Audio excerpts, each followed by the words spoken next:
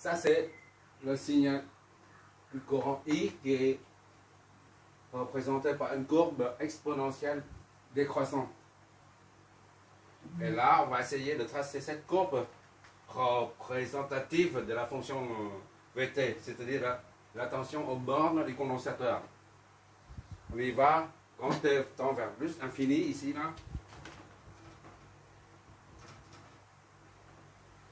Quand tu tends vers plus infini, et bah, moins 3000 et plus infini, ça fait moins l'infini. Et exponentielle de moins l'infini, c'est 0. Donc, Vt est égal à 1. 1 fois moins 0, c'est 1. 1, c'est ici. Voilà. Et quand tu tends vers 0, 0, ça fait tout ça, ça fait 0. Exponentielle de 0, ça fait 1. 1 moins 1, ça fait 0. C'est ici. Donc la courbe, elle fait comme ça. Ça, c'est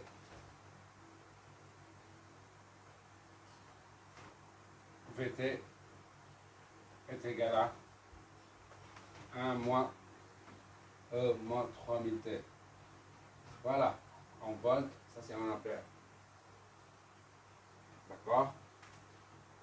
On peut faire ça, pas assurer. C'est pour les hachures. C'est pour une question esthétique qu'on met les hachures. Sinon, les hachures ne vont rien dire. C'est pour mettre en relief. D'accord? Il n'y a pas d'intégration, il n'y a rien du tout. Juste une courbe. Ce qui compte pour nous, c'est ça. Mais pas ce qui est assuré. D'accord? Assuré, quand on fait des hachures comme ça, là, ça signifie qu'on fait une intégration. Intégration signifie une surface. Dans ce cas-là, on fait des hachures. Sinon, on ne fait pas. Pour l'instant, ici, je fais, c'est pour mettre en évidence, en relief. Voilà. Une conclusion, c'est que au début, le courant qui traverse le condensateur est très grand, qui est équivalent au courant, à l'amplitude maximale de ce signal.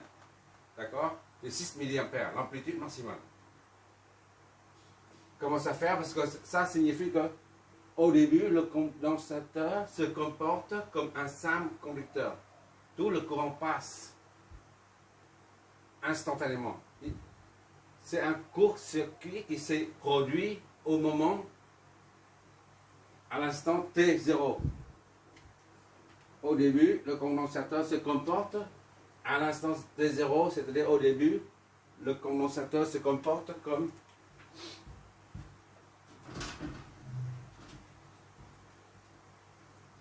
un court-circuit qui se produit à ces bornes, comme ça. D'accord? Et pour laisser passer le courant, et au fur et à mesure que le courant passe, au début, au fur et à mesure que le courant passe, les charges s'accumulent. D'accord? Qui s'accumulent ici. Et plus il y a de charges, plus il y a de différence de potentiel aux bornes. Le Vt augmente. Plus le champ électrique augmente, plus il y a de charges, plus il y a de champ électrique. Et par conséquent, plus il y a de différence de potentiel aux bornes de plaques. On voit bien ici, en fonction du temps, au fur et à mesure que la plaque de gauche se charge, la tension augmente. On voit ici, là, la tension augmente. Et jusqu'à un certain moment donné, il n'y a plus de courant. Le courant ne passe plus là. Il était nul. D'accord?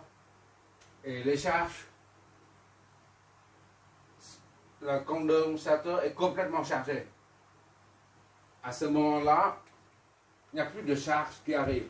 C'est fini, les charges n'arrivent plus à la plaque du côté gauche. Et la tension est, alors, ne varie pas non plus. D'accord? Elle devient constante. Puisque les charges ne s'accumulent plus du tout à la plaque, la tension aux bornes de ces deux plaques ne varie plus, reste constante. Et cette constante, cette valeur de tension reflète le nombre de charges accumulées sur la plaque. D'accord? Et cette constante correspond à 1, là, ici. Là. Tu vois là, ça reste constant ici. Au début, la charge augmente, la tension augmente. Plus la charge augmente davantage, la tension augmente davantage. Et à un certain moment donné, les charges n'arrivent, ne viennent plus ici. C'est fini, et bien la tension reste comme ça, tout le temps. Voilà, on essaie d'expliquer le phénomène, de traduire ce phénomène physique par ces deux graphes. Bon, au fur et à mesure de l'avancement, on fait beaucoup d'exos là-dessus parce que ça sert beaucoup en électricité comme en électronique. C'est la raison pour laquelle je fais beaucoup d'exercices là-dessus. Il faut bien maîtriser. Puisque pour